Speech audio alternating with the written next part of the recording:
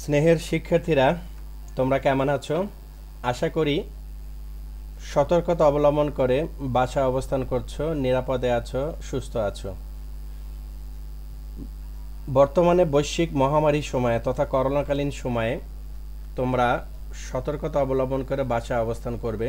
প্রয়োজন ছাড়া ঘর থেকে বের হবে না। কারণ তোমরা জানো এখন করোনার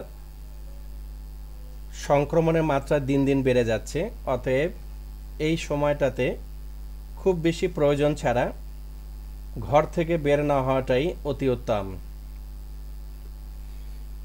সরকারি হরগঙ্গা কলেজের সুযোগ্য অধ্যক্ষ এবং উপাধ্যক্ষ মহোদয়কে আমি আবারও ধন্যবাদ দিচ্ছি তাদের মাধ্যমে পরিচালিত এই অনলাইন ক্লাস পরিচালনা করার জন্য।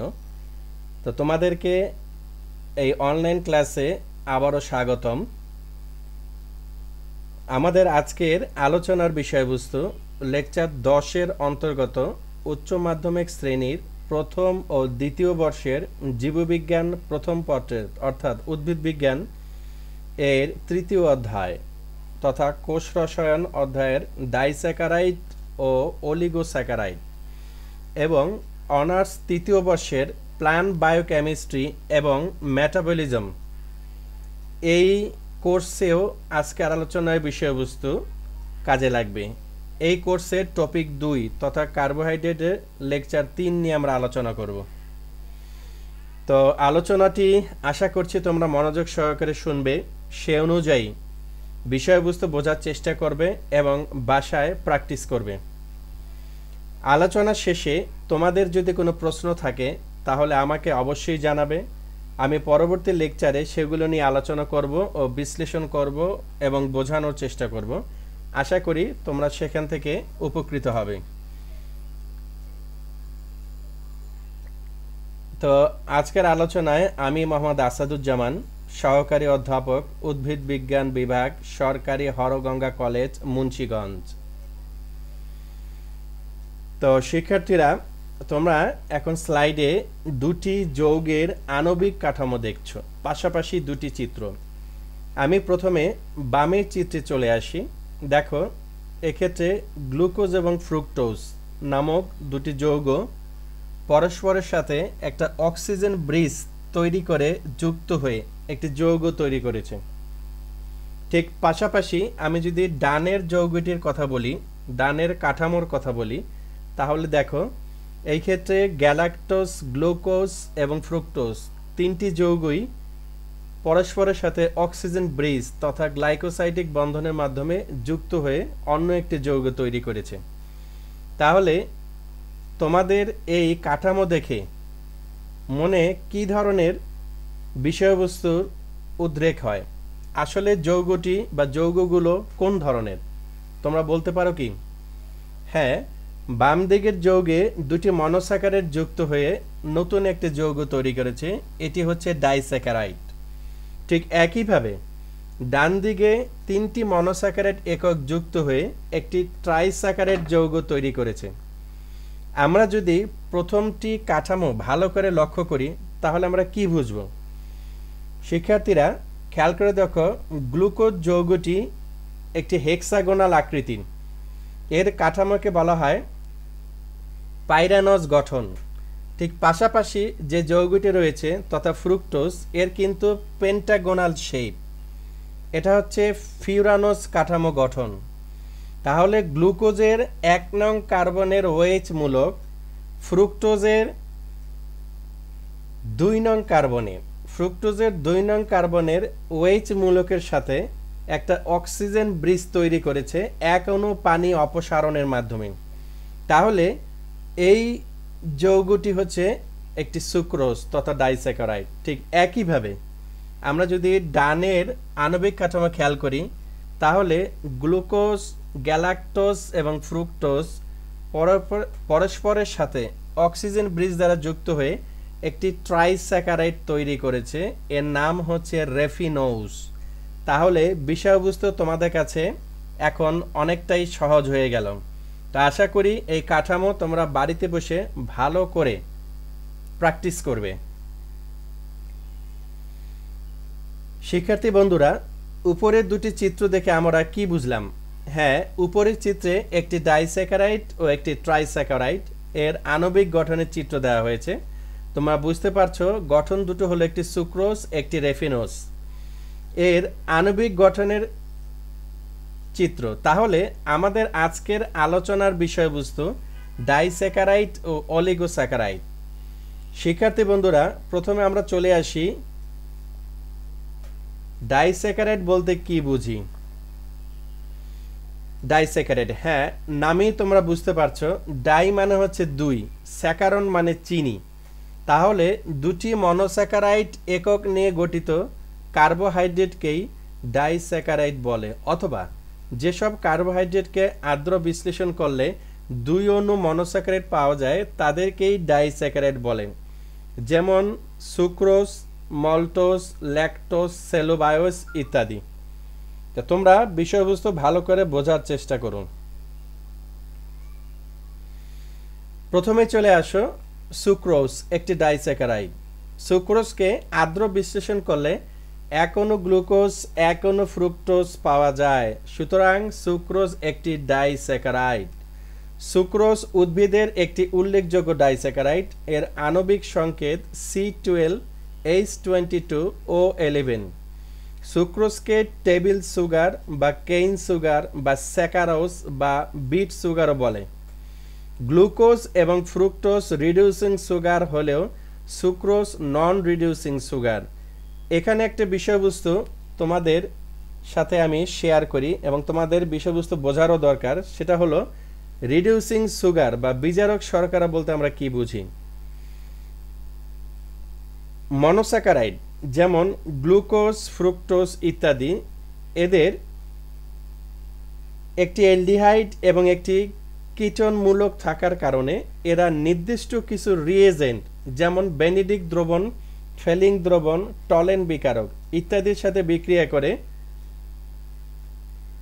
নির্দিষ্ট বর্ণের অদক্ষেপ তৈরি করে। যেমন আমি যদি বলি গ্লুকোজ, এটি বেনিডিক দ্রবণের সাথে বিক্রিয়া করে দ্রবণে কিউপ্রাস অক্সাইডের লাল বর্ণের, ইটের ন্যায় লাল বর্ণের একটি অদক্ষেপ তৈরি করে, যার কারণে দ্রবণে মনোস্যাকারাইডের উপস্থিতি নিশ্চিত হয় এবং তারাই হচ্ছে রিডিউসিং সুগার। তাহলে গ্লুকোজ এবং ফ্রুক্টোজ রিডিউসিং সুগার হলেও সুক্রোজ নন রিডিউসিং সুগার। সুক্রোজ তৈরির সময় আলফা ডি গ্লুকোজ এর 1 নং কার্বনের OH মূলক এবং বিটা ডি ফ্রুক্টোজ এর 2 নং কার্বনের OH মূলকের মাঝে গ্লাইকোসাইডিক বন্ধন তৈরি হবে। এই বন্ধনের ফলে এক অণু পানি অপসারিত হয়ে এক অণু সুক্রোজ গঠন করে। এখন চলে আসো সুক্রোজের বৈশিষ্ট্য। সুক্রোজ গ্লুকোজ ও ফ্রুক্টোজ নিয়ে গঠিত। এটি সাদা, দানাদার, মিষ্ট, স্বাদযুক্ত ক্রিস্টাল পদার্থ। এর গলনাঙ্ক 188 ডিগ্রি সেলসিয়াস। সুক্রোজ পানিতে দ্রবণীয় কিন্তু বিশুদ্ধ অ্যালকোহলে ও ইথারে অদ্রবণীয়। এটি বিজারক পদার্থ এবং এটিকে আর্দ্র বিশ্লেষণ করলে সমপরিমাণ গ্লুকোজ ও ফ্রুক্টোজ পাওয়া যায়। সুক্রোজের আণবিক কাঠামো এবং সুক্রোজ থেকে বিশ্লেষণের মাধ্যমে গ্লুকোজ ও ফ্রুক্টোজ উৎপাদনের একটি কাঠামোগত চিত্র আমরা লক্ষ্য করি। খেয়াল করে দেখো, বাম দিকের যে যৌগটি একটি ডাইস্যাকারাইড, এটা হচ্ছে সুক্রোজের গঠন। এই ক্ষেত্রে উপরে হচ্ছে গ্লুকোজ, নিচে হচ্ছে ফ্রুক্টোজ। গ্লুকোজের 1 নং কার্বনের OH মূলক, ফ্রুক্টোজের 2 নং কার্বনের OH মূলক থেকে এক অণু পানি অপসারণের মাধ্যমে যে বন্ধনী তৈরি করছে অক্সিজেন ব্রিজ, সেটাই হচ্ছে গ্লাইকোসাইডিক বন্ধন। এই সুক্রোজকে আমরা যদি আবারও পানি দ্বারা হাইড্রোলাইসিস করি এনজাইমের উপস্থিতিতে, তাহলে সমপরিমাণ গ্লুকোজ এবং ফ্রুক্টোজ পাবো। তোমরা সেটা চিত্র থেকে ভালো করে বোঝার চেষ্টা করো। আমরা পরের স্লাইডে চলে যাই। সুক্রোজের ব্যবহার। নিম্নোক্ত ক্ষেত্রে সুক্রোজ ব্যবহৃত হয়ে থাকে। সুমিষ্ট খাদ্য তৈরিতে সুক্রোজের ব্যবহার সবচেয়ে বেশি।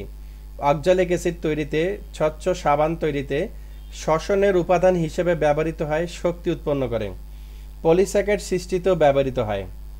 এবার চলে আসো মল্টোজ বা ম্যালটোজ। এটিও একটি ডাইস্যাকারাইড। মল্টোজকে মল্ট চিনিও বলা হয়ে থাকে। প্রকৃতিতে মল্টোজকে খুব একটা পাওয়া যায় না। 2 অণু আলফা গ্লুকোজ আলফা 1,4 গ্লাইকোসাইডিক বন্ধনে যুক্ত হয়ে মল্টোজ উৎপন্ন করে। সাধারণ স্টার্চের আংশিক ভাঙনের ফলেও মল্টোজ উৎপন্ন হয়। এর আণবিক সংকেত C12H22O11। মল্টোজ একটি আংশিক রিডিউসিং সুগার। এরপর চলে আসো ল্যাকটোজ। ল্যাকটোজ মূলত একটি ডাইস্যাকারাইড। আণবিক সংকেত C12H22O11।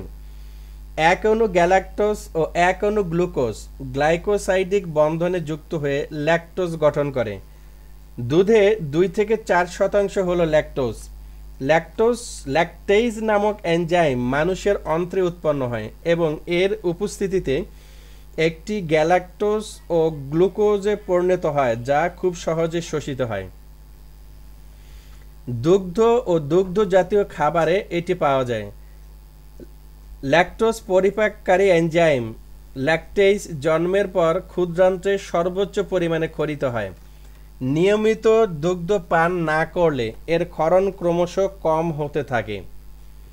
তো এখন আমরা পরের স্লাইডটি বোঝার চেষ্টা করব। তো চলো আমরা পরের স্লাইডটিতে যাই। এখানে দেখো একটি ম্যালটোজ এর আণবিক কাঠামোর চিত্র দেওয়া হয়েছে। এক্ষেত্রে পাশাপাশি 2টি আলফা ডি গ্লুকোজ, প্রথম গ্লুকোজের 1 নং কার্বন পরবর্তী গ্লুকোজের 4 নং কার্বনের OH মূলক যুক্ত হয়ে এক অণু পানি অপসারণের মাধ্যমে অক্সিজেন ব্রিজ বা গ্লাইকোসাইডিক বন্ধন তৈরি করে ম্যালটোজ তৈরি করেছে।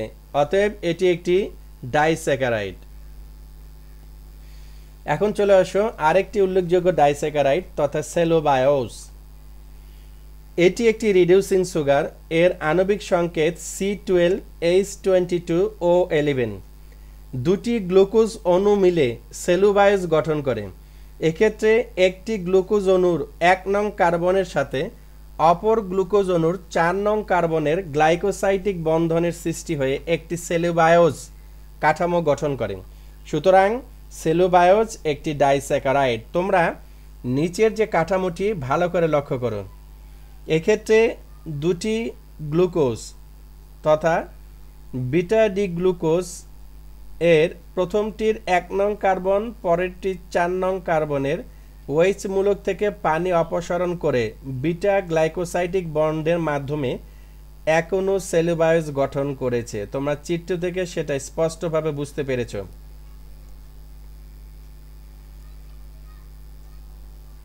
অলিগোস্যাকারাইড। যে কার্বোহাইড্রেটকে হাইড্রোলাইসিস করলে 3 থেকে 10 অণু মনোস্যাকারাইড একক পাওয়া যায় তাকে অলিগোস্যাকারাইড বলে। অন্যভাবে বলা যায় 3 থেকে 10 মনোস্যাকারাইড একক যুক্ত হয়ে যে কার্বোহাইড্রেট গঠিত হয় তাকেই অলিগোস্যাকারাইড বলে। অলিগোস্যাকারাইডগুলো সাধারণভাবে চিনি নামে পরিচিত এবং এরাও মাইক্রো অণু। এগুলো মিষ্টি, দানাদার ও পানিতে দ্রবণীয়। মনোস্যাকারাইডের এককের সংখ্যার ভিত্তিতে অলিগোস্যাকারাইডকে ট্রাইস্যাকারাইড, টেট্রাস্যাকারাইড, পেন্টাস্যাকারাইড, হেক্সাস্যাকারাইড ইত্যাদি ভাগে ভাগ করা যায়। প্রথমেই চলে আসো ট্রাইস্যাকারাইড।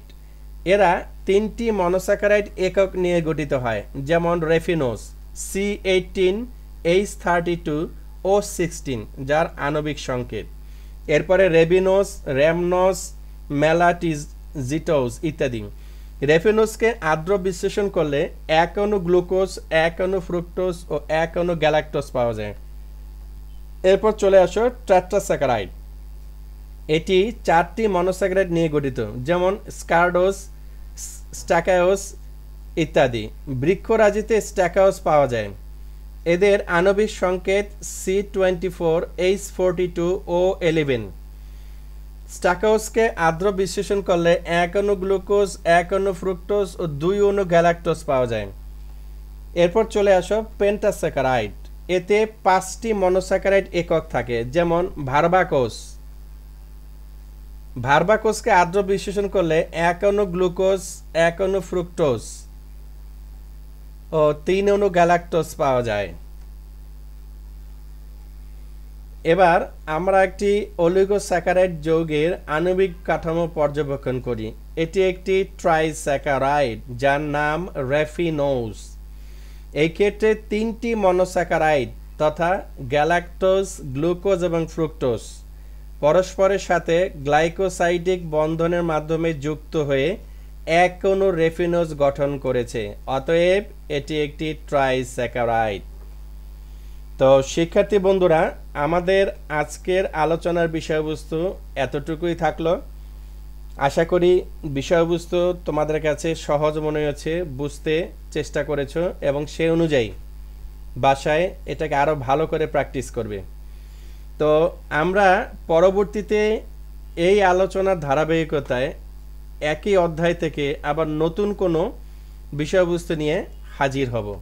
ততক্ষণ পর্যন্ত তোমরা বাড়িতে থাকবে, নিরাপদে থাকবে, সুস্থ থাকবে, প্রয়োজন ছাড়া ঘর থেকে বের হবে না। ততক্ষণ পর্যন্ত সবাইকে ধন্যবাদ।